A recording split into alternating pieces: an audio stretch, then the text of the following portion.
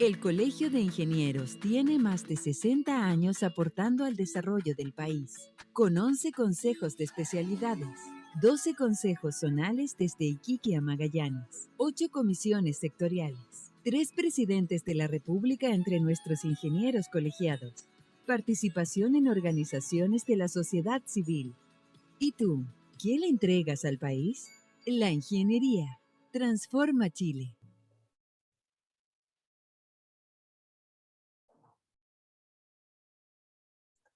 Adelante, don Jaime. Muchas gracias. Muy buenos días. Estamos en esta charla sobre el problema de la vivienda en el país y hemos invitado a don Carlos Marambio a que nos haga una presentación sobre las políticas públicas del país. Él es jefe de la División de Políticas de Vivienda del Ministerio de la Vivienda, bien digo, es ingeniero civil, colegiado de la Universidad Católica, con especialidad en gestión de empresas, en gestión de la construcción, y ha trabajado en el ámbito privado en empresas como Salfacor y como Echeverría Izquierdo, y en varios periodos ha participado en el área de la vivienda a través del ministerio, siendo hoy día, como dije, presidente, jefe de la División de Políticas Públicas Habitacionales del ministerio. La idea es poder introducirnos en un diálogo que, a nuestro entender, es un desafío radical para el país, como es el problema de la vivienda. El problema de la vivienda ha sido un problema creciente en el último tiempo, son innumerables las variables, es un problema multivariado que afecta el poder llegar con casas, con accesibilidad a la casa a muchas familias. Estamos hoy día además en un proceso de constitución, de desarrollo de la constitución, en la cual el tema de la vivienda es uno de los derechos, digamos, que se pide que estén expresados en ella. Es, por lo tanto, muy relevante para el colegio conocer la opinión de la autoridad sobre el tema y poder compartir algunas ideas. Y, en segundo lugar, ver cuál es el rol que estima la autoridad, que es el rol que debe tener la ingeniería dentro de este proceso, que es radical, fundamental, para tener un país creciendo en forma sustentable y un país en el cual todos nos podamos sentir acogidos y que sea realmente, y por eso la ingeniería tiene un rol que es relevante para ello. Le doy la bienvenida a Carlos y le damos el paso para que pueda continuar con su exposición. Gracias, Carlos. Muchas gracias, Jaime, y un saludo a todos los colegas, ingenieros, ingenieras del colegio. Les agradezco este espacio. Yo también coincido, Jaime, lo conversábamos, de lo hiperincidente que es el aporte de la ingeniería en las políticas públicas, en las políticas de desarrollo del país. Y la vivienda, el desarrollo de la vivienda y el urbanismo no es la excepción. Tengo una presentación que quiero mostrarles para contextualizar en qué está hoy día el Ministerio de Vivienda y Urbanismo y la política habitacional del país. Y entiendo después también podemos abrir conversación, preguntas. Así que voy a compartirles pantalla.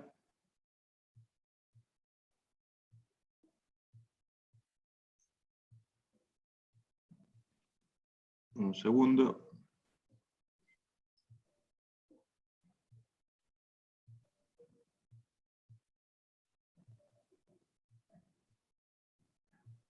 Jaime, ¿se ve como presentación? Perfecto, sí, está bien. Ya, estupendo. Bueno, partamos hablando un poquito de nuestro país. 17,5 millones de habitantes, 6,5 millones de viviendas según el censo 2017, con un PIB per cápita que bordea los $25.000, donde el presupuesto del sector público destinado a vivienda representa en la ley presupuesto 2021 el 5,1% del presupuesto nacional, el 6% del PIB, el 62,3% de la inversión nacional destinada a construcción. Así puedo seguir con lo incidente que es no solo la labor del Ministerio de Vivienda y Urbanismo, sino que toda la industria relacionada a la vivienda. La pobreza en 2017, según CACEN, 8,6%, ahora tenemos la CACEN 2020. El déficit habitacional cuantitativo, según censo, son casi 400.000 unidades de déficit, y eso sí también lo actualizó la CACEN, y hoy día estamos hablando de 512.000 unidades de déficit, sumando las tres variables fundamentales del déficit: núcleos allegados, hogares allegados y hacinados, vivienda recuperable, más campamentos, que no se tomaba en cuenta, y hoy día sí lo estamos tomando en cuenta porque es una variable muy relevante de déficit.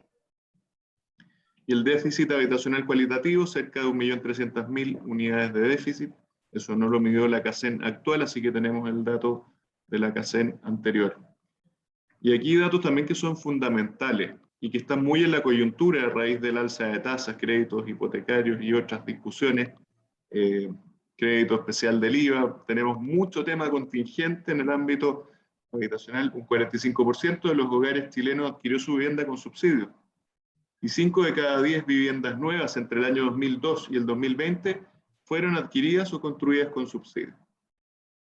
Y siempre me acuerdo de esto porque Jaime también lo sabe muy bien, y muchos de nosotros ingenieros, de que nuestro país está absolutamente expuesto al riesgo, y aparte el déficit vegetativo, el déficit habitacional, se nos suma cada cierto tiempo algún desastre natural de importancia, como fue el terremoto del 2010 y muchas otras situaciones de aluviones, incendios y otros, que significaron aproximadamente recuperar 270.000 viviendas en los últimos años. Entrando a cómo funciona el Ministerio de Vivienda en sus grandes ejes, me gustaría aclarar, ¿no es cierto?, hay una política de vivienda que atiende a grupos de bajos ingresos, grupos vulnerables, con ingresos, tal como dice ahí, entre 300.000 pesos y 550.000 pesos, precios de la vivienda hasta 29 o 30 millones, 1.000 UFs, donde el Estado participa a través de subsidios, pero donde la componente del Estado es muy fuerte. Esto es una característica natural de Chile. No es así en todos los países, pero en Chile la vivienda en propiedad es un tremendo tema. También me tomo lo que dice Jaime, será tema en el debate de la Constitución. La vivienda de propiedad es una de las alternativas que ofrecen una tenencia o una vivienda adecuada, no es la única, pero en Chile es muy fuerte. Donde el ahorro de la familia, el aporte familiar, es relativamente bajo, en realidad bastante bajo, 10 UF, es lo que la política habitacional hoy día exige. Sin embargo, ha ido subiendo mucho ese aporte, ya está del orden de las 30 UF, 35 UF en promedio que aportan las familias a la compra de la vivienda. Y otra parte del terreno, la urbanización. Y en lo que es sectores medios, que es una política también muy importante de apoyo habitacional, tenemos ingresos mayores, entramos hasta 1.400.000, incluso hoy día ya abrimos sobre los 2 millones de pesos el apoyo de lo que se llama Programa de Apoyo a Sectores Medios, con precios de la vivienda cercanos a los 65 millones de UF. En este caso, las variables de financiamiento son el aporte del Estado, entre 600 a 250 UF, un subsidio decreciente según el valor de la vivienda. El ahorro también es variable, entre las 50 y las 120 UF. Y la otra componente muy relevante es el crédito hipotecario, que hoy día está absolutamente en el debate con el alza de tasa y la dificultad de acceso al crédito. ¿Cómo ha ido el presupuesto del Ministerio de Vivienda también creciendo? Para que entendamos también el orden de magnitud. Desde el año 2010 fue el terremoto, ¿no es cierto? Bajó el presupuesto a un mínimo el año 2012, y luego de eso ha venido creciente hasta el año 2021, muy similar al año 2020, que es 1,4 billones de pesos el presupuesto de vivienda. Dejamos fuera en esta presentación lo que es el ámbito urbano, que también es un ámbito muy relevante de acción del Ministerio. Esto es la parte habitacional del presupuesto del Ministerio de Vivienda. Perdón, miles de millones, perdón. Es 1,4 billones, es 1.400 millones. Ya, perfecto. Luego, en lo que es el programa habitacional, aquí hay que hacer una distinción. Una cosa es el presupuesto de la vivienda y otra es el programa. El programa habitacional responde a cuánto se puede comprometer el Estado en términos de subsidios. No significa gasto en caja, para quizás llevarlo un poquito en contabilidad, ¿no es cierto? Es un compromiso. El Ministerio se compromete a través de un voucher, de un subsidio, a financiar una obra que se paga luego en el presupuesto. El programa habitacional del Ministerio es importante ver los ejes, ¿no es cierto? La primera columna habla del DC49, el decreto que apoya a las familias de bajos ingresos que mencioné antes, representa más de 20 millones de UF. Es el programa más relevante del Ministerio en este año 2021. Seguido, esto tiene que ver mucho también con la recuperación económica del DC27, que es el programa que mejora o amplía viviendas a través de distintas líneas que les iré contando. Luego tenemos el DC19, el programa de integración social y territorial, que también ha sido muy exitoso en los últimos años en generación de vivienda en un convenio público-privado muy interesante, muy potente. Y luego de eso tenemos el DC1, que es el subsidio a la clase media, que es un voucher a la demanda. Y en otros ejes un poco más chicos, pero no quiero dejar de mencionar, tenemos el decreto 10 de la ruralidad. Este es un decreto que produce vivienda en localidades aisladas de menos de 5.000 habitantes. El DC52, que es el decreto de arriendo, que también ha ido en crecimiento, y una parte también menor es el leasing habitacional a través del decreto 120. Esto, si ustedes quieren, aquí están las grandes líneas de acción del Ministerio, y a esto le agregaría también la línea de atención a campamentos o asentamientos precarios. Voy a partir por lo que es déficit cualitativo, que es un poco menos conocido, pero es un ítem muy relevante de la política habitacional, es recuperar, mejorar el parque habitacional existente. Si uno va a países más desarrollados, por ejemplo, Inglaterra, la recuperación del parque habitacional es una variable realmente muy relevante, más que construir viviendas nuevas, que evidentemente cada vez cuesta más, es recuperar las viviendas a través de programas de mantención y recuperación. Eso es lo que hace el programa de mejoramiento. Tenemos un déficit gigante, más de 1 millón de soluciones requeridas entre falta, recuperación de techo, muro, piso, ampliaciones. Entonces, equipamientos comunitarios en un eje nuevo que estamos impulsando, la recuperación de condominios sociales. Los condominios sociales, bueno, son edificios que se construyeron los 80, 90, 2000, pero que hoy día hay que mejorar estándares. Tienen sus equipamientos comunes, escaleras, techumbres deterioradas, la envolvente térmica no cumple con ninguna de las normativas actuales, y por lo tanto se mejora la habitabilidad, se mejoran los equipamientos como la techumbre, se mejoran las escaleras, en fin, dando mejor calidad de vida. También un eje muy relevante es la eficiencia energética. El Ministerio trabaja mucho en los planes de descontaminación atmosférica que existen en muchas ciudades de Chile, mejorando la envolvente. Es un programa muy exitoso, de mucho interés. Y también en la ruralidad, a través del decreto 10, se mejoran las viviendas. Uno de los déficits más duros de la ruralidad no es la falta de vivienda, sino es la vivienda en mal estado, que es también eje de acción del Ministerio. Los órdenes de magnitud que financia el Ministerio, bueno, en proyectos de equipamiento comunitario van entre las 250 y las 7.500 UFs, las mejoras de vivienda entre las 100 y las 500 UF, los condominios de vivienda social por unidad entre las 160 y las 500 UF, y en proyectos de eficiencia energética entre 50 y las 120 UF, con ahorros que van entre las 3 y las 7 UF, ahorros que ponen las familias, y bueno, llevamos a la fecha con estos programas más de 1.340.000 subsidios entregados. Yo hacía un ejemplo, hace poco tiempo atrás tuvimos un encuentro con los directores del Servio y los Ceremis de vivienda, que una vez al semestre nos reunimos entre todo el equipo, y hay datos que son sustantivos. El mejoramiento de vivienda es como que hubiéramos tomado de la región de los ríos hacia el sur y la hubiéramos mejorado completa. Eso es el ámbito de acción de los últimos 4 años. Es realmente impresionante el volumen de acción que genera el Ministerio: recuperación económica, empleo, mejoramiento del hábitat. Entonces es un nicho tremendamente relevante. Como les digo, como hubiéramos tomado Valdivia hacia abajo, los lagos, Aysén y Magallanes en 4 años en este gobierno, hubiéramos mejorado todas las viviendas, todo el parque de vivienda existente. También, bueno, cambiamos el decreto 255 anterior al 27 con atención al déficit del hábitat construido. Buscamos descentralizar, que hayan intervenciones integrales y también focalizar funcionalmente. Aquí es más o menos la proporcionalidad de los capítulos que les mencionaba, son 4 capítulos.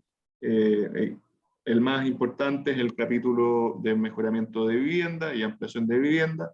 Lo sigue, el más importante es condominios sociales, con una intervención que ha sido muy masiva en las regiones que tienen construcción más masiva de condominios que se necesita recuperar. Luego viene el capítulo 2 de mejoramiento de vivienda, seguido de eficiencia energética y finalmente equipamiento comunitario. En este año 17,7 millones de UFs es el programa que tenemos disponible el año 2021. Aquí hay un ejemplo del equipamiento comunitario. Este es un proyecto en el campamento Manuel Bustos, en Viña del Mar. Realmente se pueden hacer cosas muy, muy potentes para la ciudadanía. Es un centro comunitario. Es uno de los ejemplos de lo que se puede llegar a hacer en conjunto con la comunidad local, más el aporte del ministerio y, lógicamente, una constructora y alguien que desarrolle el proyecto. Aquí tenemos, por ejemplo, mejoramientos de ampliación. ¿Qué temas se abarcan? ¿Por qué tiene también muy relacionado la ingeniería? Bueno, en el norte tenemos graves problemas de socavones, no sé si todos están enterados, pero en Alto Hospicio, Arica, hay un serio problema de suelo salino, y además de eso, con el cambio climático, y que llueve más, hace una combinatoria que ha deteriorado mucho el suelo que sustenta las viviendas, y eso ha sido una tremenda temática que se mejora a través de programa. Recuperamos viviendas patrimoniales también, recuperamos CITE, muy conocidos aquí en la región metropolitana, preparamos viviendas para discapacitados, y también un tema menos conocido, los xilófagos, insectos o organismos que se comen la madera, y luego hay que entrar a recuperar las viviendas. Y este año también hemos hecho un impulso fuerte a través de una metodología ágil que se llama la tarjeta del Banco Materiales, pero son más de 18.000 proyectos de mejoramiento, y casi 3.000 proyectos de ampliación los que se han impulsado por esta vía. Más de 8.000 tarjetas seleccionadas en el primer llamado, en fin, es realmente muy importante el volumen que trabajamos por el programa de mejoramiento, en lo que es condominios sociales, 52.000 subsidios asignados, 175.000 millones de pesos la inversión que fundamentalmente se hace en 5 regiones que son Antofagasta, Metropolitano, Higgins, Araucanía de los Lagos. La gracia de esto es que lo hacemos a través de una vía descentralizada, son los CEREMI los que definen los criterios de intervención, con criterios mayoritariamente, como digo, regionales descentralizados. Luego tenemos lo que es PDA, mejoramiento de techumbre, como pueden ver, no los quiero marear mucho más, pero son muchas soluciones, muchos proyectos, y evidentemente es una intervención que es muy importante para las familias. Mejora la envolvente térmica, se construyen sistemas fotovoltaicos, sistemas de instalación de calefactores, en fin, es una intervención muy, muy masiva. Aquí hay un ejemplo gráfico de lo que se hace, ¿no es cierto? Ahí vemos viviendas patrimoniales, ampliaciones de condominios sociales, cité lo mismo que les mencionaba antes, pero ahora en imagen. Vamos ahora al eje principal de atención del Ministerio, que es la atención al déficit cuantitativo, fundamentalmente a través de 5 programas. Este es el déficit censo de casi 400.000 viviendas, como les comentaba, la estimación hoy día es 512.000 viviendas, según lo que estudia el Centro de Estudios del Ministerio. Por una parte, el eje vivienda sin deuda, Fondo Solidario, a través del programa Fondo Solidario de Elección de Vivienda, vivienda con deuda, crédito hipotecario a través del subsidio de sectores medios, un eje promotor de la oferta, que es el Decreto de Integración Social y Territorial de C19, también en otra vía de tenencia a través del arriendo, el Decreto 52 es el decreto que nos da el marco regulatorio, y finalmente en las localidades más aisladas a través del Decreto 10 de habitabilidad rural. El Fondo Solidario, en la historia del programa, desde que se crea el DC49, el año 2011, se han entregado más de 200.000 subsidios a viviendas de bajos ingresos. lo que aparece esta casa a la izquierda, ¿no es cierto?, es que es un subsidio que se compone de varias características o varias vías de financiamiento, una el ahorro, otra es un premio al ahorro que ha hecho que esto aumente también el aporte de las familias sobre las 30 UF, un subsidio a la localización, al metraje de la vivienda y un subsidio base por comuna. Eso viene en resumen. El año 2021 ya tenemos sobre 34 millones de UF en programa vigente, esto sumando todos los incrementos que se nos han dado a lo largo del año, que han sido bastantes. 12.000 viviendas se suplementaron al presupuesto ley, al programa ley este año, haciendo el Fondo Solidario el programa más importante y muy importante dentro de las obras de este año. Vías de acción del Fondo Solidario, varias. Una de esas es la construcción en nuevos terrenos, a través de loteos, a través de edificación en altura.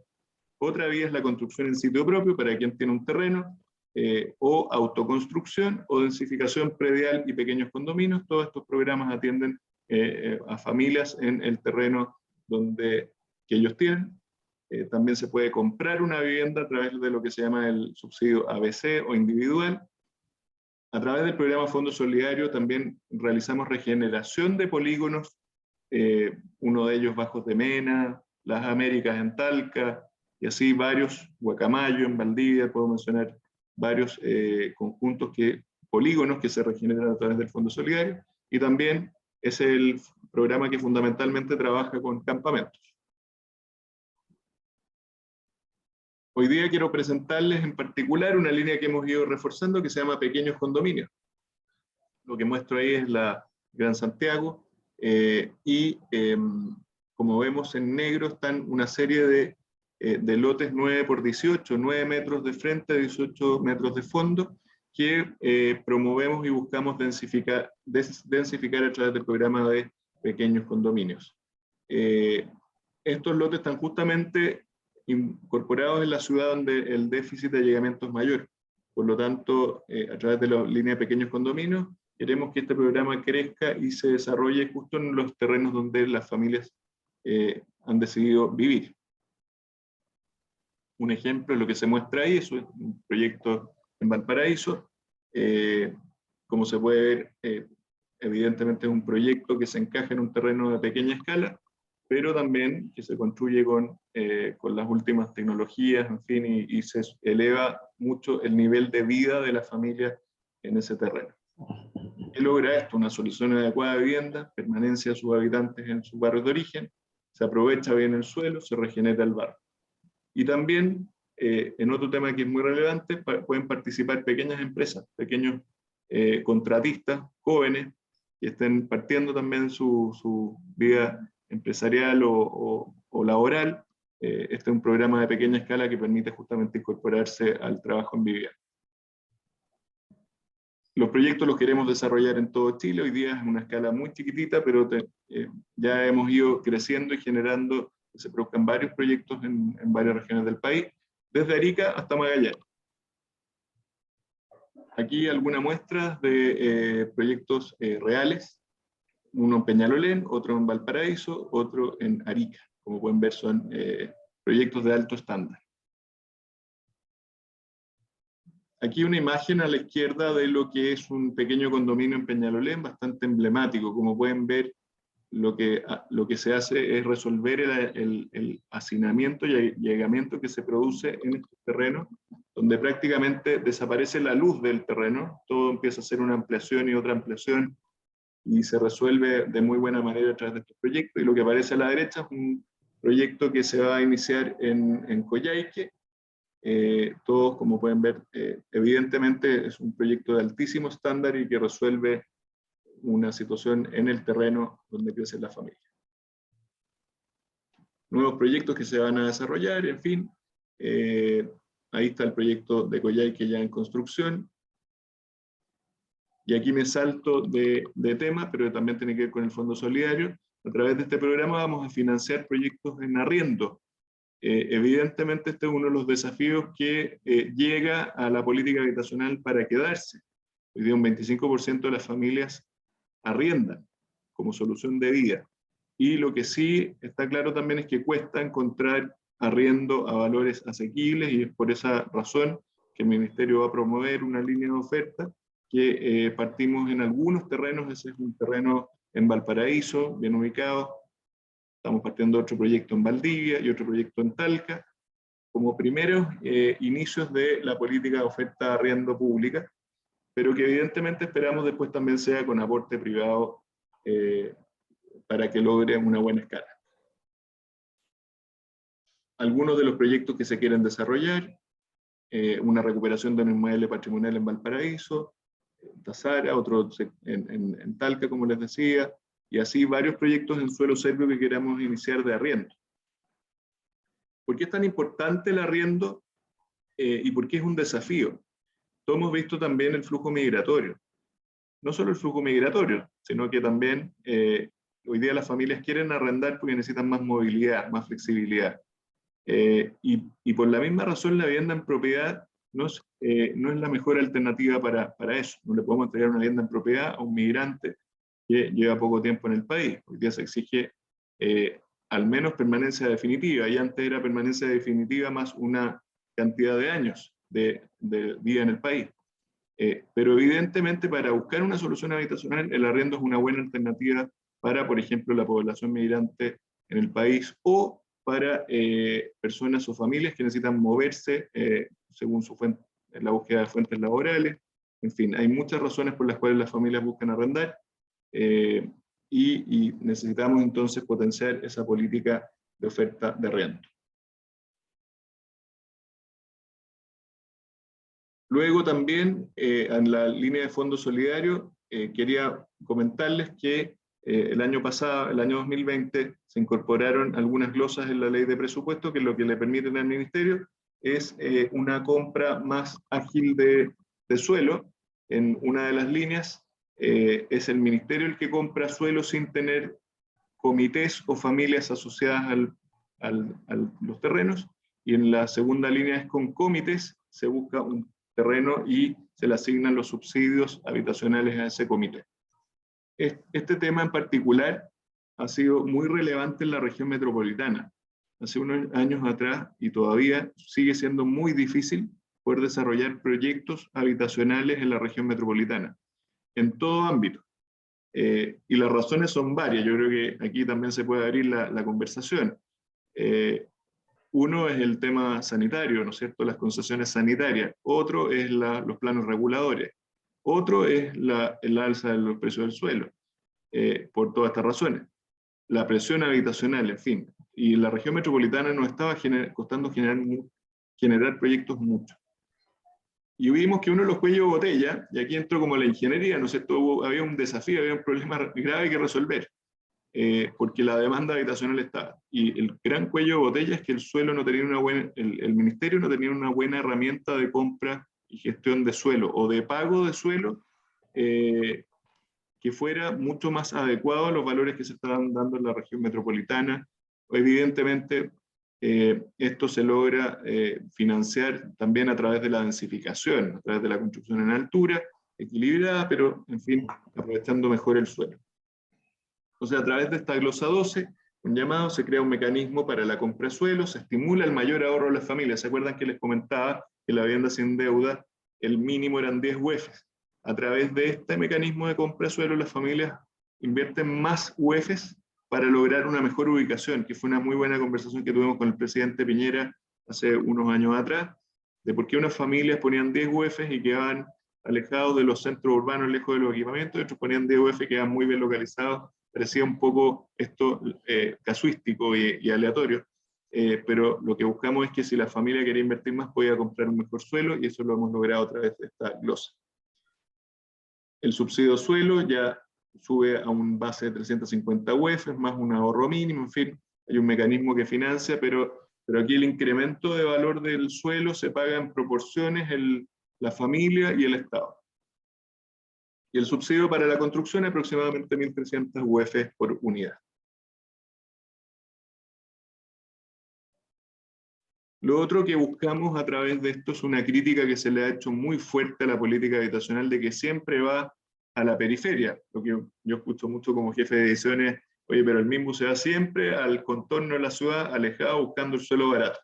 Esto lo hemos cambiado, lo hemos buscado cambiar a través de este eje de la política, que es muy relevante, que es buscar buenas localizaciones.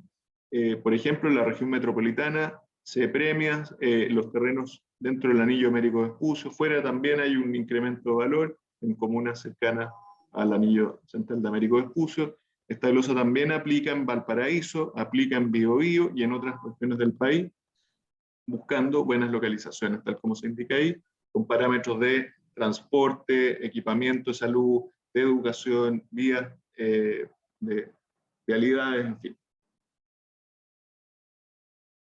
Aquí una muestra de lo que hemos logrado, lo que aparece ahí como puntos, ¿no es cierto?, donde están los terrenos que se han comprado, varios de ellos dentro del anillo Américo Vespucio, cosa que se veía hace 2 años atrás imposible.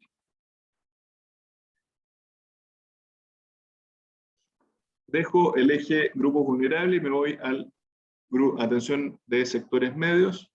Hay 3 tramos en este subsidio que permite comprar en el tramo 1 vivienda hasta las 1.100 UFs con un subsidio de 600 UF. El tramo 2 permite comprar hasta 1.600 UF con un subsidio variable entre 475 y 250 UF. Y el tramo 3 varía el monto de la vivienda en la región metropolitana hasta 2.200 UF con un monto de subsidio de 250 UF. Si ustedes sacan la cuenta, ¿no es cierto?, una vivienda de 2.000 UF, el pie más o menos son 400 UF. Lo que buscamos es que entre el ahorro y el de la familia y el subsidio llegáramos al menos al pie de la vivienda, y eso es lo que se logra con una modificación del decreto que rige esta política en el actual gobierno.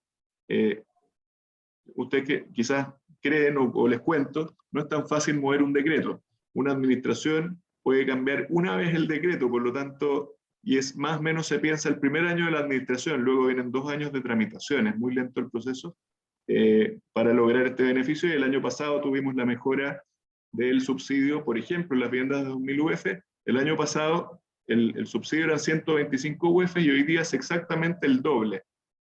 Así que por lo menos el Estado hizo un aporte importante en el financiamiento a este grupo de la población que puede pagar un crédito hipotecario. Ahora está el otro tema de los créditos, que también es un tremendo tema a resolver con creatividad, ingenio y también con otras medidas también necesarias. ¿Qué se puede hacer con estos subsidios? Comprar una vivienda nueva usada, construir en sitio propio o densificar predialmente. Una medida que es muy relevante es que si alguien compra una vivienda con este subsidio, no solo recibe el beneficio del Estado en términos del subsidio inicial, sino también, si es que paga oportunamente el dividendo, recibe descuentos que son muy, muy importantes. En un crédito hasta 500 UF, un 20% de descuento en el pago del dividendo mensual. Y entre las 900 y las 1.200 UF, un 10% de descuento mensual por pagar oportunamente. Y si entra una familia en cesantía, un beneficiario de cesantía, y un seguro que cubre 6 meses el pago del dividendo. Lo que hemos visto como ministerio que ese pago oportuno hasta las 1.200 UF evidentemente es un límite que deberíamos mover hoy día más allá, porque es un beneficio enorme, y bueno, esperamos también prontamente podamos alargar ese pago oportuno a créditos de montos mayores a las 1.200 UF. Me paso al programa de arriendo, que este año tenemos un programa alrededor de 4 millones de UFs. Este es un subsidio a la demanda, es decir, una familia que postula el subsidio de arriendo, se lo gana, recibe un subsidio que va entre las 4,2 UFs mensuales y las 4,9 UF mensuales. Se entrega una bolsa de recursos de 170 UF y permite arrendar entre las 11 y las 13 UF mensuales. Esta barrera se ha ido moviendo un poco y también el aporte del Estado se ha ido moviendo al alza para poder cubrir también una mayor proporción de los costos del arriendo mensual. ¿Qué es lo que busca tener en Chile un programa de arriendo? Que esto es pionero a nivel latinoamericano, ¿eh? Muchos países están muy interesados en lo que ha hecho Chile en arriendo. Este programa se crea el año 2013 y el año 2014 el primer llamado más masivo de arriendo. Busca flexibilidad, movilidad y también un apoyo transitorio. Las familias que postulan o que ganan un subsidio de arriendo pueden postular un subsidio en propiedad, no está impedido. Y además de eso, en las recientes modificaciones del programa BC1, damos un premio a quien pasa por arriendo primero y después compra una vivienda o adquiere una vivienda con el DC1, así que es un gancho para que muchas familias jóvenes, sobre todo, arrienden primero y luego busquen la vivienda en propiedad con este beneficio o premio del Estado. Me paso rápido al programa de integración social y territorial, el DS19, que este año tenemos un programa de 12,5 millones de UF. El año pasado fue un programa de eje de la reactivación. Se entregaron más de 50.000 subsidios para construcción de vivienda a través de este programa.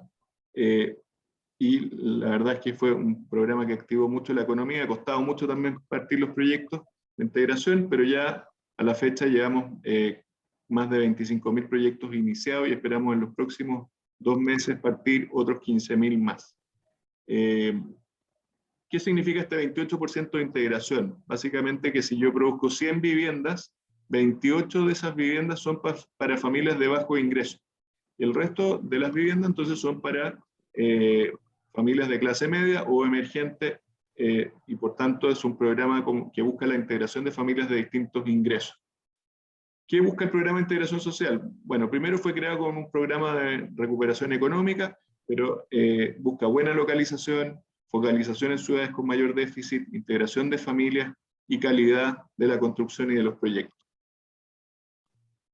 A la fecha, con el programa 2019, vemos que los programas de integración social han generado más de 500.000 empleos. El año 2020, como les comentaba, se seleccionaron casi 50.000 viviendas en 14 regiones, y el año 2020 llegamos ya a 217.000 viviendas generadas en 1.258 proyectos. Tremendo el volumen que se ha logrado generar a través de este programa, y este año tenemos 25.000 subsidios más para activar y para generar viviendas de integración. Programa de habitabilidad rural. Estamos terminando ya con lo que son los programas habitacionales. Y en Chile existe una población de casi 3 millones de habitantes rurales, una población que todavía es muy importante. Y localidades de hasta las 5.000, en localidades de hasta 5.000 habitantes, más de 600.000 chilenos viven en esta realidad. Ese es el estándar de una vivienda rural. En realidad es un programa que busca un estándar alto. Es en localidades muy aisladas. Es realmente destacable lo que se logra hacer a través de este programa, con financiamientos que son más altos que el resto de los programas habitacionales del Ministerio, que busca la pertinencia local arquitectónica, que busca una buena eficiencia energética, así que es un programa que destaca mucho por su calidad constructiva. Este año tenemos casi 4 millones de UF, y lo que se ve ahí es en la región de la Araucanía, una vivienda en la localidad de Saavedra.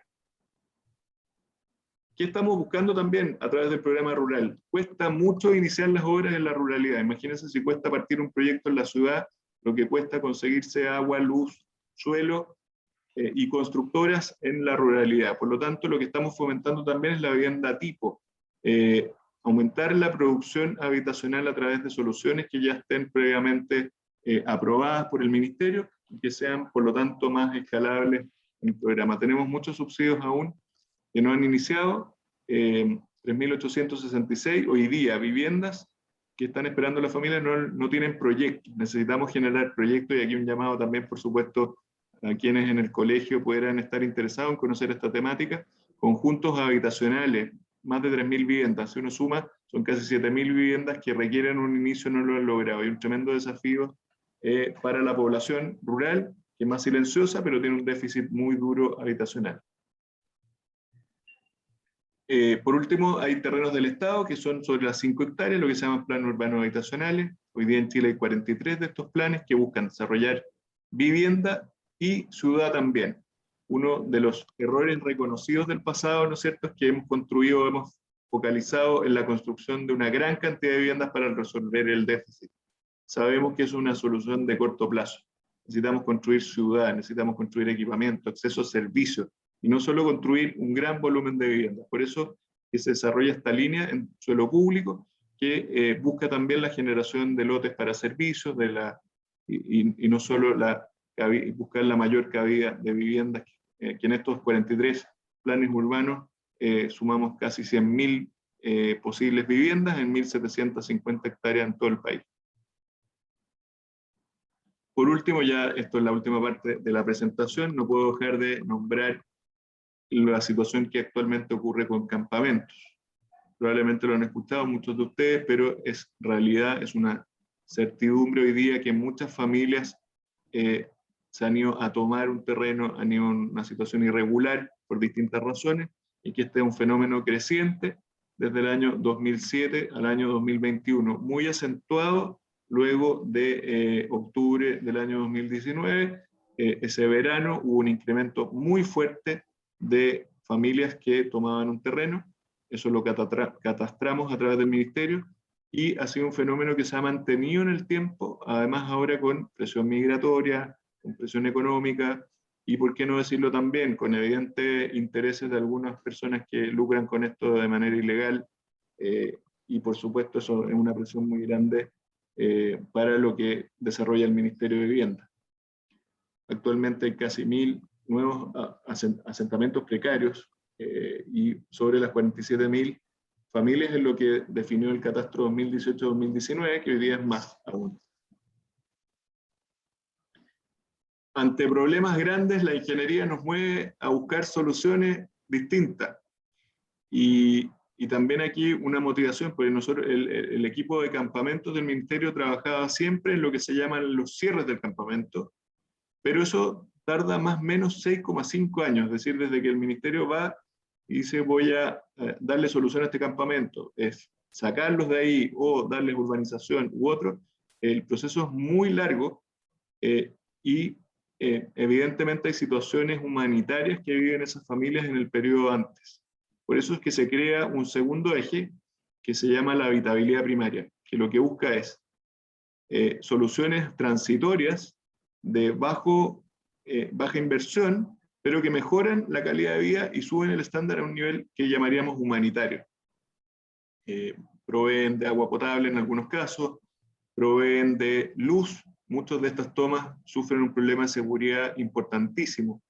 Si tienen la experiencia ustedes de ir a alguna de estas nuevas tomas, por ejemplo en la región metropolitana hay tomas gigantes en Lampa, Colina, Puente Alto, hay muchas de ellas, con problemas de seguridad tremendos. Las familias no pueden dejar a sus niños jugar solo en la calle porque los pueden secuestrar.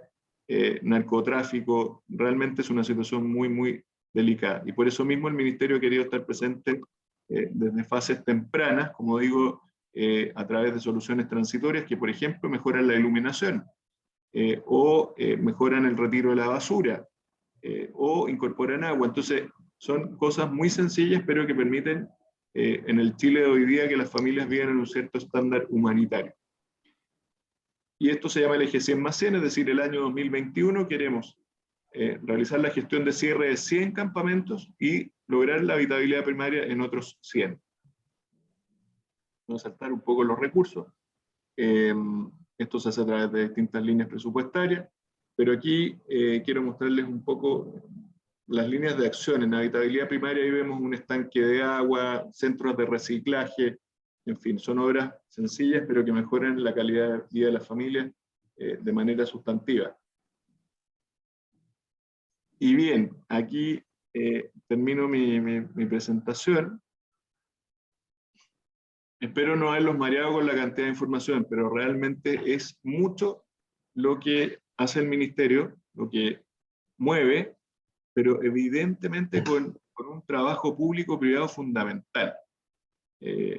Tú, Jaime, quizás también puedes relevar eso, pero en realidad trabajamos mucho con el sector privado, y quiero, además de eso, destacarlo como la coyuntura actual. Una de las cosas que nos destacan los países de afuera de Chile, en Chile, es que las políticas habitacionales trascienden a las administraciones. No hay, como decirlo de esta manera, borrar todo lo anterior para construir algo que va a ser impecable desde cero. Sino que es ir mejorando y adaptando lo que hay, obviamente con creatividad, con focalización también en la resolución de los problemas, pero no borrando todo lo anterior, digamos. Entonces, creo que hay que seguir cuidando a nuestro país, la coyuntura actual, seguir trabajando. Las cosas que se han hecho en vivienda son buenas, evidentemente faltan cosas, y nos desafía esto todos los días seguir trabajando, pero Lo que les quiero decir es que Chile en materia habitacional ha trabajado muy fuerte con los privados, con el sector público. Evidentemente hoy día tenemos una tensión adicional, que es la crisis migratoria o el flujo migratorio. Eso nos genera una presión habitacional importante, nos desafía a buscar alternativas nuevas. Pero, ¿qué es eso para los ingenieros? Sino algo atractivo para resolver. Y evidentemente, Jaime, aquí tomar un poco de este espacio para invitarlo a que si a alguien le interesa profundizar más en estas temáticas, encantado de que pudiéramos armar alguna otra conversación más profunda para quienes estén interesados en desarrollar más esta temática habitacional y buscar soluciones que hay que implementar en los próximos meses o años. Muchas gracias, Carlos. Yo creo que la presentación ha sido tremendamente interesante y tremendamente desafiante, ¿ya?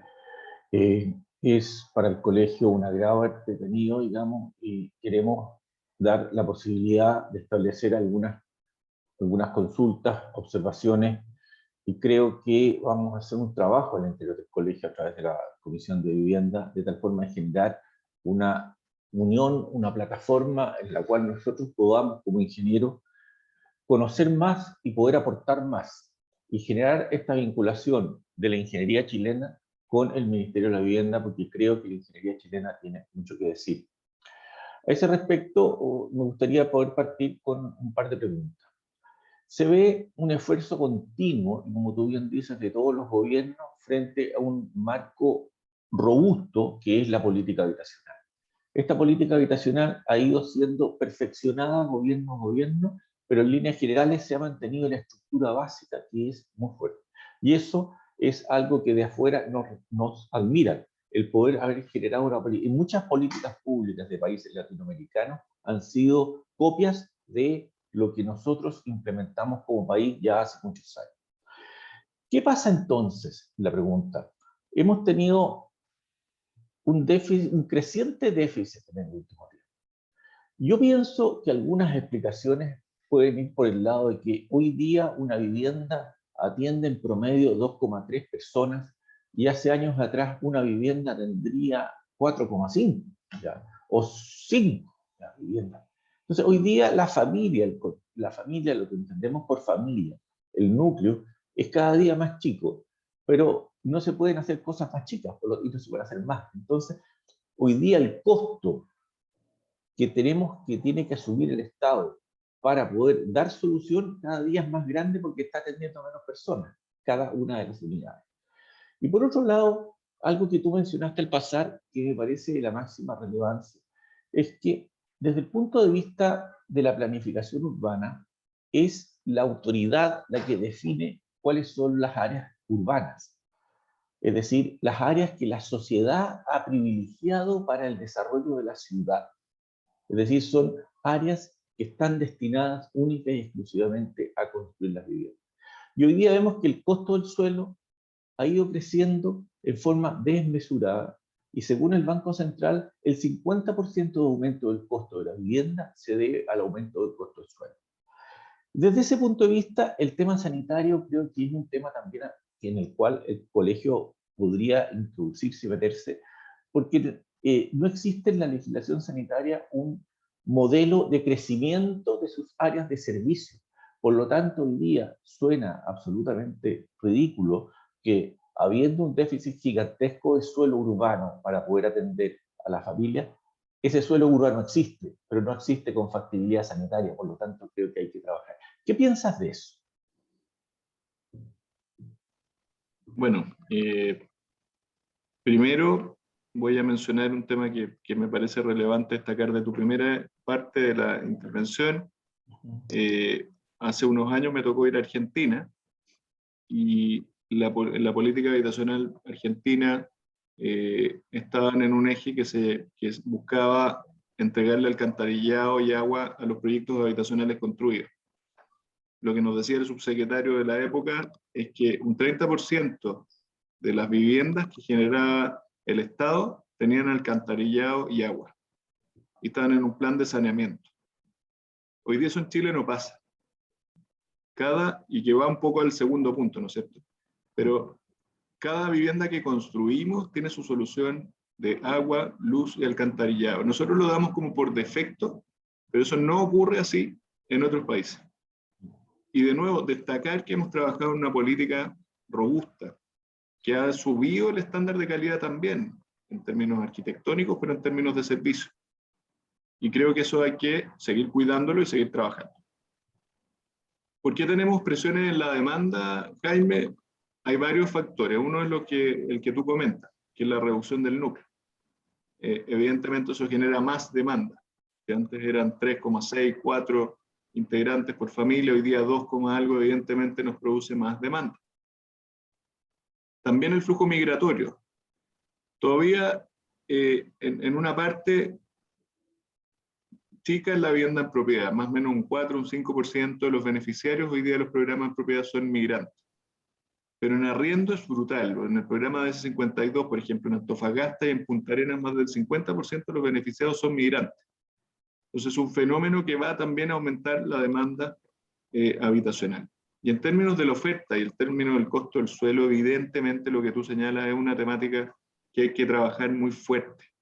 Porque ¿de qué nos sirve? Esto lo hemos conversado muchas veces, ¿no es cierto? Tener suelo urbano no factible sanitariamente, sin agua. Evidentemente ese es un desafío que no hemos resuelto, que hemos ido a goteo y que debería ser mucho más rápido, debería ser una medida fuerte, rápida, para detener el déficit habitacional.